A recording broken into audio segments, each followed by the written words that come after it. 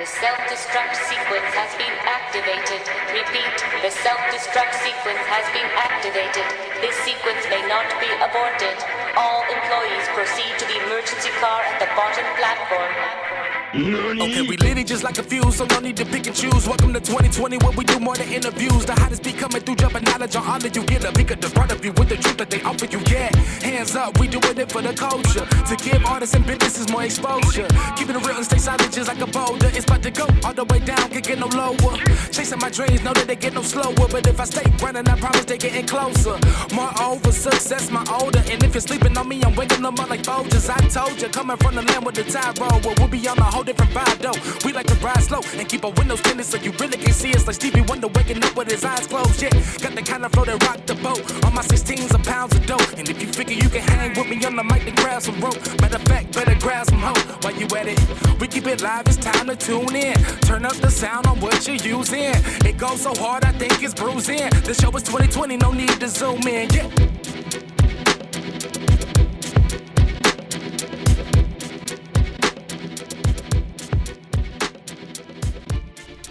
So yeah, we really enjoyed it. What was that like? Like seeing yourself on the screen? Being in Gun Down, it was very good. It was a very different experience. The guy that was playing my brother is my real brother, but in actuality, I'm the baby sister, and in the movie, I'm playing his big sister. And sometimes I feel like I got to act like his big sister anyway.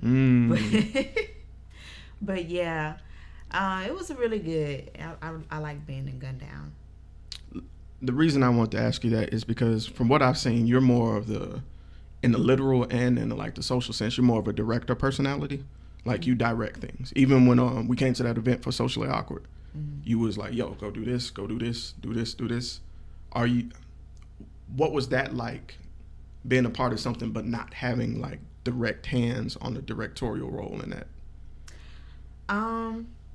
Honestly, being a director and an actress in a movie that has nothing, I have no control of. Sometimes you do get your own ideas and you do get picky, like, oh, I wish this could have happened, that could have happened, or that could have happened. Because you have, being a director, you see a vision of how things could go, and that's why it's always good to kind of like work together with people, because sometimes you can see something in a different way, and then you come together with another visionary, and y'all form y'all ideas together and make it 10 times better, but it's just being a director, not that everything was perfect the way it was. I'm pretty sure directing was already in your mind before that movie. Did that kind of like solidify, like, yo, I definitely got to do this, in my own lane? Well, I was actually I was trying to direct before that, but right, that's what I mean. Like before that movie, I'm sure the seeds were already there. Yeah. This is what I wanted to do. But like after that experience of being part of something where you're like, this probably could be a little different. Did that make it like, okay, yeah, I really need to direct then, like for sure? Did you like double down after that experience? Well, I got more serious about everything. I was already kind of, I had Rachie Mack Film Productions like already written on paper maybe a year along before I even started it and everything. And then it's like as time went by, I was procrastinating, and I realized I have too many ideas, way too many ideas to not put them out there. And not that I have to be the actor and everything, but at least my idea needs to be out there. If I can find the other people to be in it, that's fine, but my idea is what the biggest part of it. I love acting, but I also love directing as well. You ever come to a crossroad where that kind of conflicts with one another? Yes, sometimes very well in the beginning, when I was doing things, in the beginning with skits, trying to direct and trying to tell other people how to do this and how to do that. And sometimes it would get frustrating, and I just had to learn from, messing up as, just doing skits. But with the groups of people, I had to learn how to do things in a more, I guess, a more uniform way, because I wasn't doing things the way that it could be done. So I had to learn from my mistakes in order to be a really good director. I'm not saying I'm, the perfect director or nothing, but in order to advance my knowledge in directing. Okay. So, and I'm sorry I'm bombarding you with questions because I feel like this is pertinent, and I'm probably going to keep this because it's a good conversation. I'm starting directing. I made a short film recently. It got a lot of... I saw that. That was really good. You know what I'm saying? So I was excited about that. And so I was like, nobody can understand your vision like you. Yeah. And it hurts when you have a baby and you hand it off to someone else. And it's not what you saw. Yeah. And I made that mistake once. And so I started the impromptu series of just pop up and doing poetry like I wanted it to be, and seeing it come together. Like I actually hired a videographer, a good friend of mine. She helped me direct it because I was in it. And that's what I found out, that I have to let go of some things with the right people. That's the key. Surround yourself with people who understand the vision fully, because it's easy just to pick people that you know because you feel like they would just do it because they know you. That isn't the case. Yeah. Sometimes you need to be able to communicate and, translate your idea to that person. So I said all that to ask this: how has your communication skills improved since directing? I'm more verbal now. A lot has changed in my life, so not only life has made me more verbal as well, so therefore I'm more verbal with like directing, and I'll make a person do something over and over again until we get it right. I mean, I'll try to be nice about it. I try not to be mean. They say I'm mean, but you probably are. Hurt a fly. The fact you said they lets me further know. But I guess, hold on, what was the question? How has your communication skills evolved? My communication skills. I mean, to be honest, my communication skills suck. I'm working on my communication skills and trying to be more verbal. Sometimes I could be a little too verbal and be overly opinionated and get on people's nerves. But I don't know. I've bitten my tongue too much when I was younger. And it's like now that I love myself more and I understand myself and I know what my purpose is, I'm going to try to be respectful about it.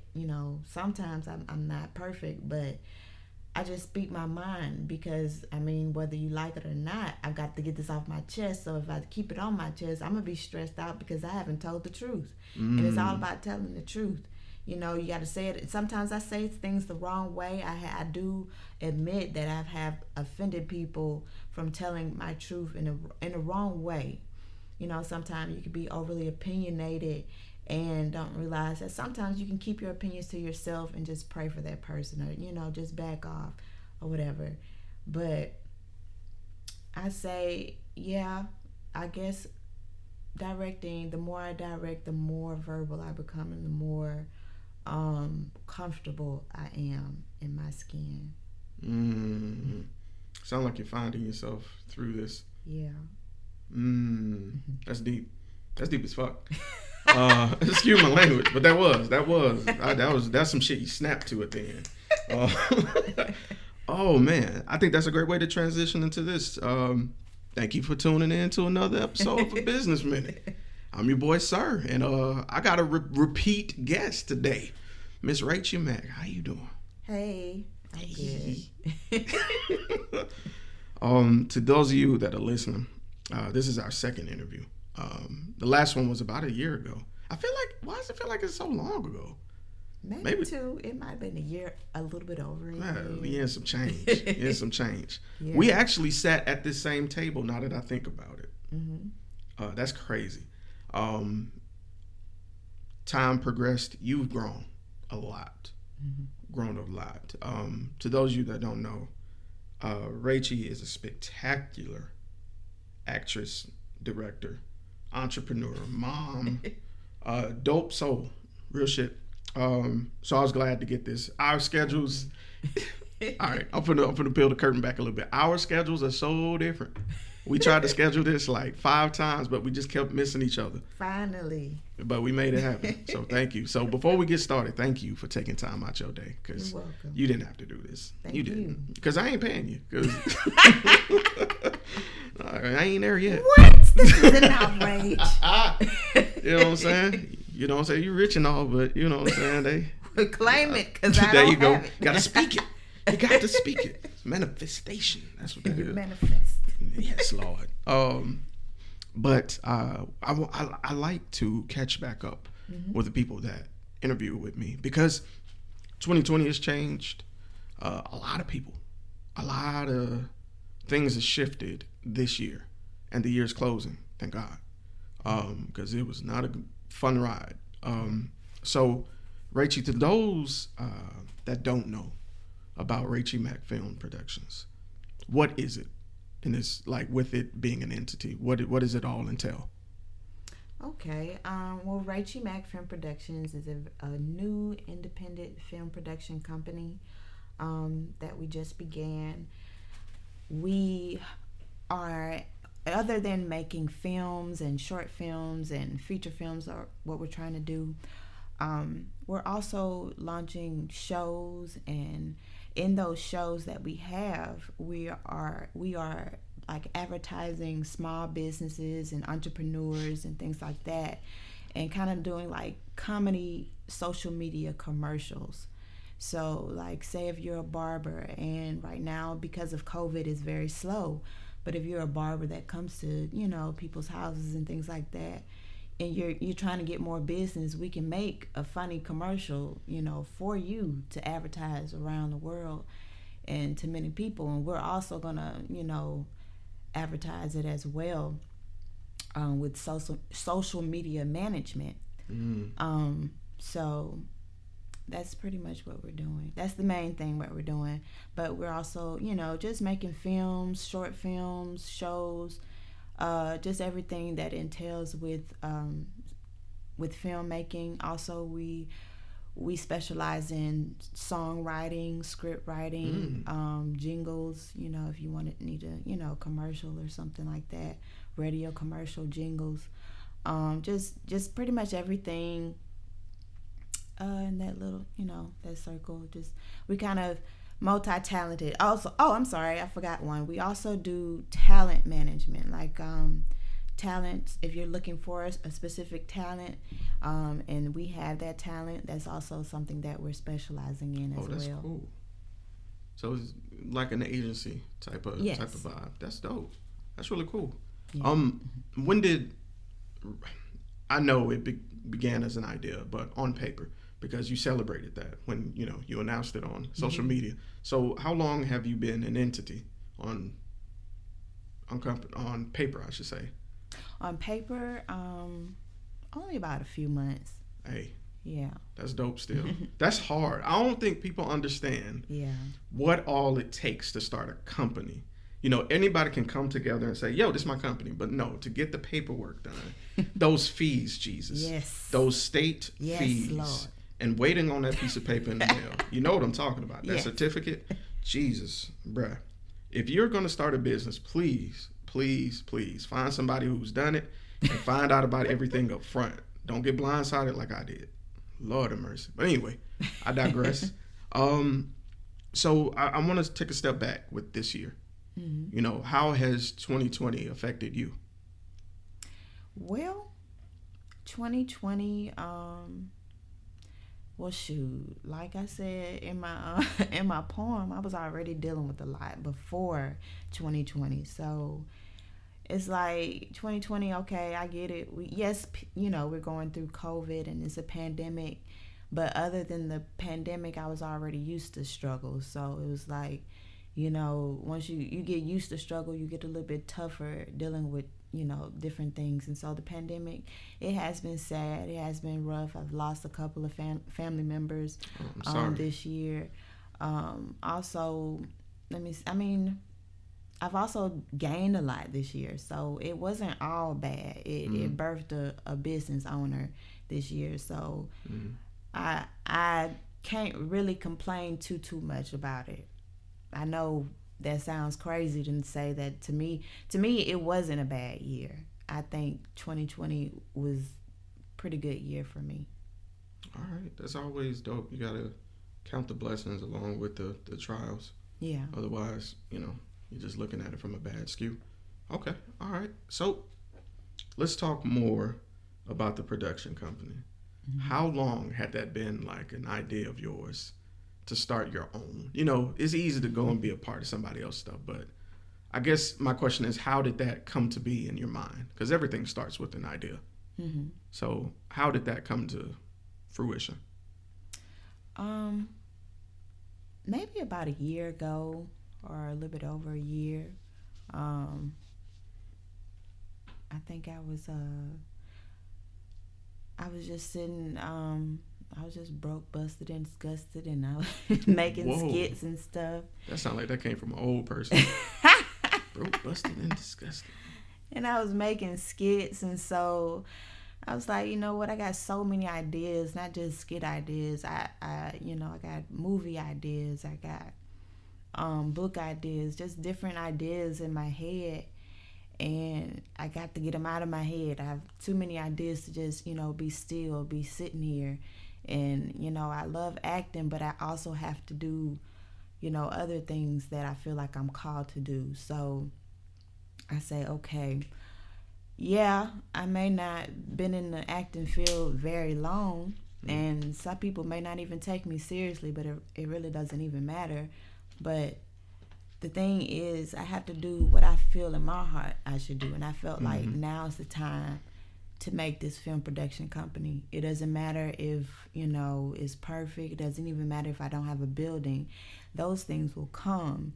You got to start small. You don't necessarily have to have every single thing in progress, all together when you first start.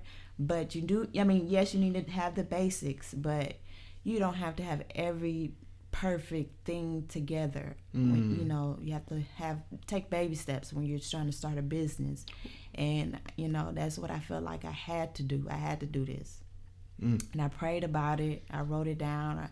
I was saying, like, I write my visions down, write what I want God to do in my life, write what I want for me, and that's what it was. I wrote it down on paper. It's always good to write things down on paper, even if you're not a writer. You just write what you want on paper, then speak it into existence and think about it and visualize it, and, it comes. I'm not saying I have everything that I've written on paper, but I know those things are coming as well, because I wrote it down and I believed in it. I believe in that. I know we were joking earlier about manifestation, but I also believe in, when you write it down, put it somewhere where you have to face it every day. Yeah. I have a dry erase wall right here with a list of names. You're actually on that wall. And I walk past it every day. Every morning I want to come in here to do any kind of work, I have to pass that wall. And it reminds me to check things off, because it's easy to get caught up in the day-to-day struggle with stuff and forget about what you really want out of life. And what I mean by that, I got so caught up with work that I forgot about my own dream. And that's what writing things down did for me. It put things in alignment for me, because I firmly believe that chasing a dream isn't as crazy as people make it out to be. Yeah. Like, why not want to be happy? Like, why not pursue happiness? Why not? Yeah. 'Cause, I'm not knocking people who want to work a 9 to 5, but that's not for everybody. Right. I mean, I work a 9 to 5 for right now, but as soon as I get enough money, I don't want to be working for somebody else for the rest of my life, And that's the whole thing. That's why I can't listen to nobody else. If they say, oh, you don't need to do that. Oh, you ain't, nah. I have to do what I feel like I need to do. And my dream, my passion, what I see, what I visualized, what I've dreamed. So if God gave me these visions or these dreams, that means I have to do it. That's how I feel about it. Purpose. I like it. All right. So let's talk more about the many hats. You mentioned earlier that you were doing, smaller skits, like comedic things and, here and there. Mm-hmm. And yeah, you were damn near viral. I think my favorite one you did it's two actually. The one where you did the friend zone one. And the one where I actually ripped it from you. I actually copied it. You did one where you had a brain freeze. Okay. And you fell out. And I was like, I'm going to do something like that. And I'm letting you know this in person. It's cool. Because the story behind it is I had never had a Pullman's cupcake before. Mm-hmm. And so my best friend at the time came down and was like, yo, you know the Pullman's cupcake? We're going to record it and put it on Facebook. I'm like, all right, whatever. Nigga, ain't that deep. It's just a cupcake. And, bruh, first off, it changed my life. I've been missing out. I don't know what the hell's wrong with me. But I've been underestimating cupcakes from Pullman. Shout out to Pullman's. Give us a sponsorship, please. I'm plugging your shit. But yeah, and what I did was, how you fell out with the slow music, the filter. I did the same thing, but I did Maxwell, Fortune that. Woo! Oh, yeah. And so, yeah. So, just so you know, and a bunch of people loved the video. It did like 1,000 views or whatever. And that's big for me. I've seen that one. I'll send it to you. Okay. It was big for me, but at the same time, the reason I'm telling you this story is you never know who you were inspiring. Yeah. With the smallest stuff, just you pursuing a dream embedded a seed in me that made me do the same. And who knows, it might have did the same for someone else. Yeah. So the fact that you leaving an impact is everything right now, especially doing what you like, because you're naturally funny. You don't force it or anything. So I wanted to ask you this. How do you manage to do both? Because I've seen you in serious roles and I've seen you hella goofy. So how do you do both? I am both. I'm serious and I'm goofy. Like, it's crazy because I have like two different sides of me. What's your sign? I'm a Taurus. I'm not a Gemini. Oh, I was going to say, you stubborn. But go ahead. I am not. Mm-hmm. But I have this calm side where I just don't, I'm just chill. And I may not even talk to that many people. I'm real antisocial sometimes. What? And then I have, I'm kind of like an omnivert. Sometimes I can be real chill, and then sometimes I be talking, hey, I be in everybody's face. But it's just, I got to be in the mood to do that. I can't just be like that all willy-nilly all the time. Understood. I got you. But yeah. So you just naturally both. That's crazy because, for instance, when you did, I can't remember the name of the song, but the Lil Boosie video, that was a super serious role. Yes. Yeah. That was a super heavy video.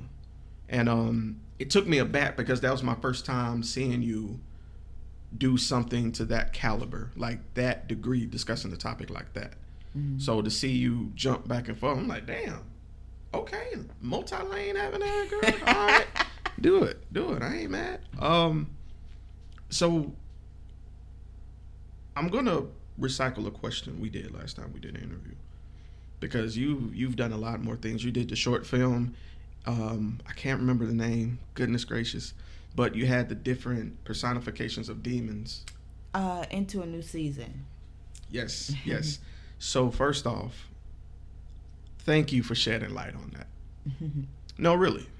I think people take the spiritual aspect and mental illness and the different outside factors in between, and they don't connect them. They are related.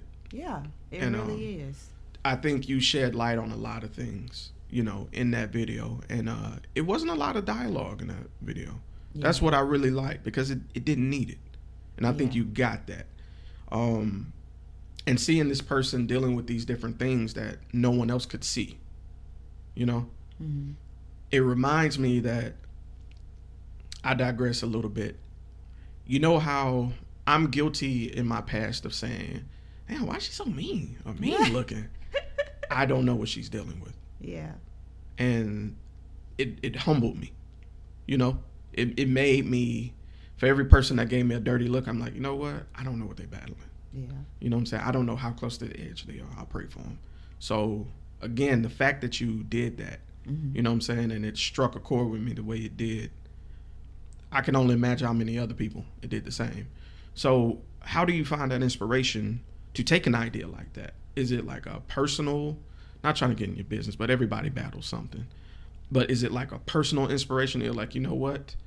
I may not be able to say it. Let me put it in a different medium to understand. Or is it just like an idea? Or like, how do you create that? Honestly, just about everything that I do is a piece of me. And into a new season where some of the demons I had in the short film, it was depression, anger, jealousy, addiction, lust. Those are a lot of things that, you know, normal people battle. Like I said, I like to be real, you know. I don't want to bite my tongue anymore. I don't want to pretend. You know, I got struggles, I got problems just like anybody else. And because we're all human, but if we don't sit and admit it, you know, how can we ever change, and how can we ever become a better person if we can't admit the flaws that we have in ourselves? And so I kind of like to send messages in the things that I do, you know. I put a piece of something I've been through, or sometimes it may not even be something I've been through. It might be something I know somebody else has been through. And it's never just a made up story. It's always something that I've probably gotten from a reality and put a twist to it. So, but yeah, that's how it's pretty much come from, I guess, from me and a little bit of my imagination all put together. That's dope. That's dope, to come up with something with a little bit of you. You know, it's like that's what gives a movie, a film, anything, soul, when it's genuine, if that makes sense. You know, it's so easy to mass produce something, but it feels hollow. But when you have something you really connect with, people can sense that and they'll gravitate towards it. You know, yeah. So let's talk about the company a little bit. I found out that it's really tough to do things by yourself. Who is your support system? Like, who do you go to that? And it may not be the same type of support. It ain't always got to be like hands-on work, but who is your circle that keeps you grounded when it comes to being a businesswoman now? Well, I have a few people. We have a team with Rachie Mack Film Productions, RMFP team. It's a group of individuals. We have writers, we have co-directors, just people. We all working together because we all see the vision. I don't have to tell them about, you know, I don't have to make them see the vision. They already see it. And I really appreciate them for really being there for me, because some of them people I've been knowing, some of them I just met, but we all kind of, you know, work together and mesh well together like a family. And so those are really my support system right now. Those people. That's dope. Are these people you knew, or just some you maybe encountered along the way? Some are new. Some are new. And some are people that I've already been working with. Like for instance, my Bama Boy Buck, you know, we always link up together. Shout out to Buck. He has his own company, but Committed. You know, we just like collaborate. We collaborate together on a lot of projects, you know, because we have the same type of vision. So why not help each other, to get where we need to be. It makes Mobile like a lot smaller in the sense of community when you work together like that. Yeah. Because the table's big enough.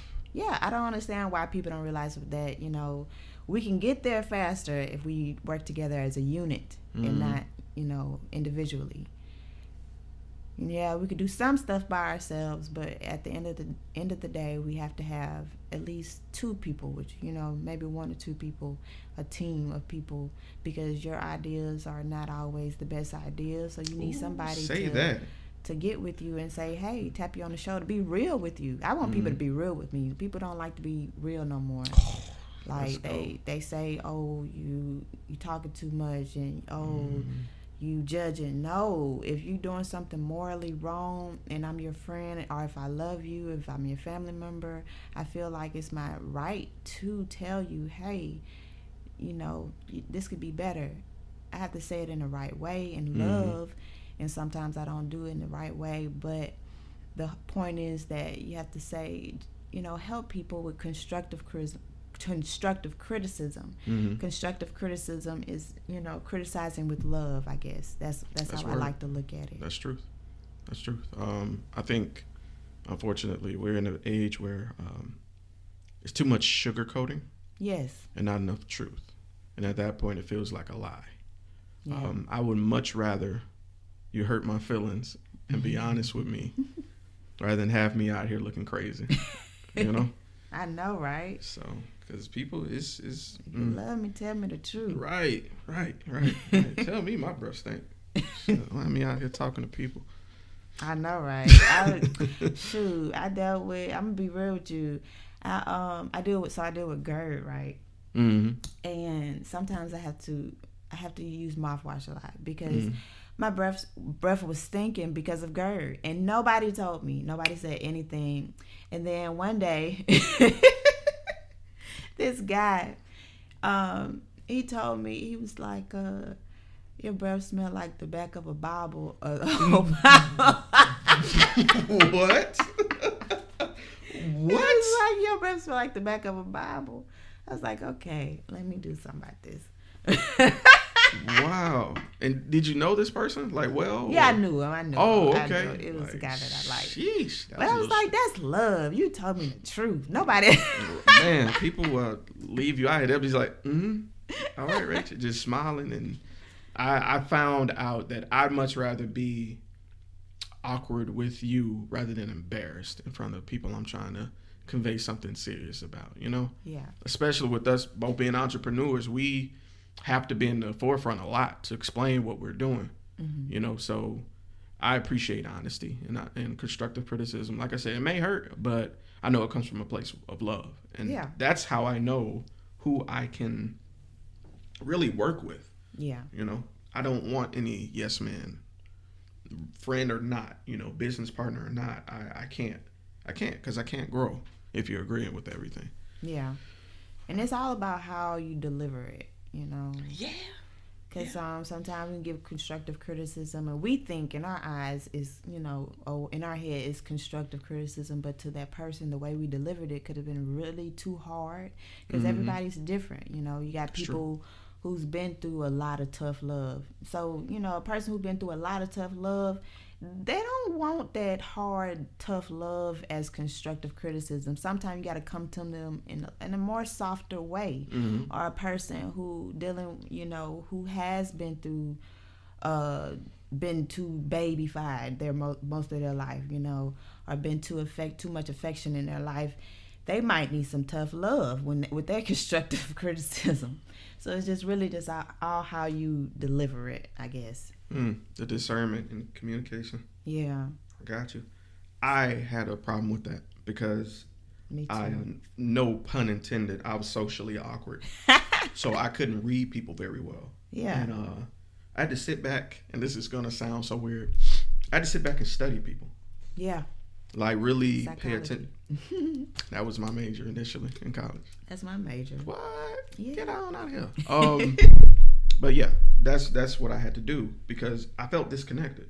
I felt disconnected from people because I was such an introvert. I was incapable of empathy when speaking. And again, when it was turned around me and people showed me how cold I appeared, I felt remorseful because I'm really coming from a loving place. But for someone to think I'm here to destroy them, you know, it did something to me. So it forced me to kind of look at the different types of people, the entertainer, the passive, the director, you know, those different types of people. It's kind of helped me. Especially with business and doing interviews because, whoo, child. Yeah. Psychology is a good thing to study, even if you're not in school. You get to learn how people are. Like, you get to learn their behavior, what this means, you know. And not that I know everything and nothing, but it's like, it helps me to understand people that I have to come across in business. Like, because I'm a female and I'm real sweet, people, you know, might think I'm green. But in actuality, I can read a person very well, especially if I have a conversation with them. And psychology really was the thing that helped me to be able to understand people more. Like what you're saying, you know, so I understand that really well. The best way I describe psychology is it makes shit make sense. Yeah. I hate to say it that way, but that's the God honest truth. If you ever wondered why you had a relative that did this when this happens, it connects the dots for you. It does. It really does. I can really go back and see like some family members that passed away. I realized, you know, as a child, they had some ways that I thought was funny. Or I thought that, oh, that's kind of strange. But now as an adult, I realized, you know what, maybe they was dealing with bipolar disorder, or maybe they was dealing with anxiety disorder. Because, you know, as Black people, we don't really go to therapy. And we need to go to therapy. It's important. Our mind is just as important as our heart and our, you know, our eyes and our back and everything else that we get checked on. We need to get our minds checked on, because we may be dealing with something that we don't even realize we're dealing with. And how can we improve ourselves and, you know, who we are if we don't fix what's in our mind? I'm still fixing what's in my mind. Listen, it's a lifelong struggle. It is. Because I've recently been pursuing mental health. And yeah, you're right. And it forces you to deal with certain things that you may not be prepared to at the time. But as long as you can identify it, I feel like you're on the right path. So yeah, it's interesting because I say generational curses a lot. And I used to think it was a curse literally, like somebody put a spell. But generational curses are just cause and effect of trauma. Yeah. You know, people experiencing stuff and reacting a way and raising someone else to do the same. Yeah. So it's up to us to break those habits, find help. You know, some of the stuff that we take as law from our parents and uncles and grandma and granddad ain't how it's supposed to be. Yeah. And we have to be real with ourselves, you know, can't repeat the cycle. How are we going to break the cycle? We keep repeating the cycle and acting like, oh, this is perfect. No, everything that we have been taught is not always perfect. So honestly, I feel like every generation should see that. It's always going to be a mistake somewhere in our upbringing. You know, this generation, they thought that it's okay to say this or whatever. Then we got to realize in the next generation that it is okay. And then next generation, we got to realize that this thing is okay. And, you know, we got to realize that there's a change that has to be made in each generation. We have to pick up, learn from their mistakes, not bash them about it, but learn from their mistakes and do better so the next generation can do better. Couldn't say it more perfect myself. Good enough. Yeah, we totally went left field there. Sorry about that. I have a habit of doing that. So, Rachie, 2021 is around the corner. You're going to blink and it's going to be January. I know. Ooh, you ready? Where has 2020 gone? In the trash can. You know? What's next? What's next? Big things. Big things is next. We are getting ready for a web series called Punchline. Okay. It is a variety show, like a comedy sketch variety show. Also in that show that we're in Punchline, we are kind of exposing entrepreneurs and business owners and artists and things like that, of the different performance arts, and kind of connecting that all together with comedy sketches. So that's kind of like what we're, trying to do with the social media advertisement and with brand ambassador, being a brand ambassador. Okay. All right. That's original. I don't see that, out there. So that's definitely a lane to be driven in and push things towards. I want to ask you, and we talked about, prior, before we started recording, I was jokingly saying, you rubbing elbows with different people, you did the poetry video with Flo Milli. Let's visit that real quick. You know what I'm saying? What was that experience like, and how did that come to be? Okay. The poem that we just did, which was My dope, Own by Lane. the way. Thank you. With Flo Milli, that was a very fun experience. It's just like everything kind of, I felt like it was supposed to happen. Like everything, like the place that we were in, the people that, helped me, all the actors, the things that I got things for free. So dope. It was like everything just kind of worked together, and it was real. Like that poem, every word in there was real. It may not happen recently. Like I didn't just change my name to a Miss from a Mrs. That been happened, but I put all those things in there to say that this is my struggle. This is who I am now. If you don't like it, I don't care. This is Rachie Mack.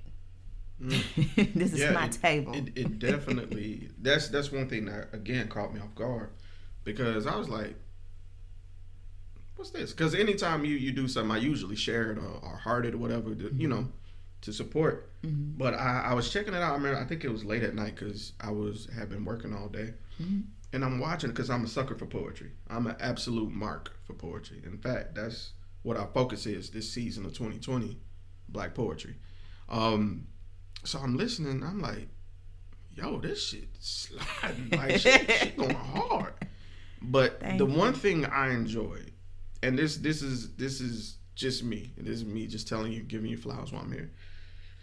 The way you were reciting the poem, and the way the camera was slowly coming into you, and you were just, it sounded like you were just confessing your truth to the person watching. I'm a stickler for that. That connection, and you maintain eye contact. I don't know if you notice, anytime I talk to you, I have to keep eye contact. That's just how I was raised. But the fact that you did that in a poem, they're like, yo, look at me. Don't look anywhere else.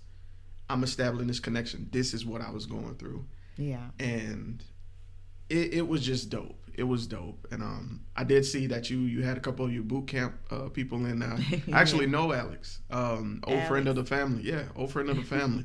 And I'm just like, great. Whoa, I just love seeing people doing what they love. Yeah. You know what I'm saying? And so I thought that was really dope. So hats off to you, man. Thank you. Now, you know what I'm saying? I hit you about the impromptu series. You know what I'm saying? I'm just trying to see if we can get you on that thing. You know what I'm saying? Pop up, spit something. You know what I'm saying? Put it out to the world. You know what I'm saying? Got to put you on the front street a little bit, down. You know what I'm saying? I'm going to be there. All right, cool. Rachie, I appreciate you taking the time out your night to do this again. You did not have to do this, but you did. You know what I'm saying? You came flying on in. You was lost for a minute, but I found you. You know what I'm saying? I was lost, but now sang it. Hey, you can sing. I can carry a note or two. That was me humming in the background and in the poem. Yeah, I can do a little. Ooh. Okay. No, I'm keeping that too. By the way, I'm keeping that. No, you gotta cut that. No, man. You fucked up. You fucked up. If anybody wanted to follow you on social media or just contact you, the only thing I want to involve is phone numbers because people are weird.